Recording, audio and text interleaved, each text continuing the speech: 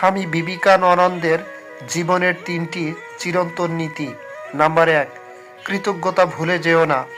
জীবনে চলার পথে যারা তোমার পাশে দাঁড়িয়েছে, সাহায্যের হাত বাড়িয়েছে, তাদের অবদান সবসময় মনে রাখো।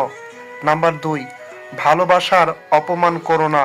যারা নিঃস্বার্থভাবে তোমাকে ভালোবাসে তাদের প্রতি কখনো বিদ্বেষ বা ঘৃণা পোষণ করো না। নাম্বার 3, বিশ্বাসের মর্যাদা দাও। যারা তোমাকে বিশ্বাস করে তাদের কখনো ঠকায়ও না।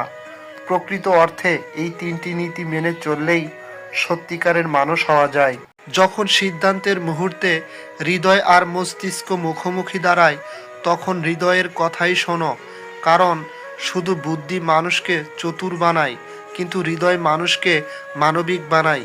বুদ্ধি দিয়ে ভালো কাজও করা যায়, আবার খারাপ কাজও সম্ভব, কিন্তু যে মানুষ হৃদয় দিয়ে চলে সে কখনোই অমানবিক হতে পারে না। সে কেবল ভালোই বেছে নেয়।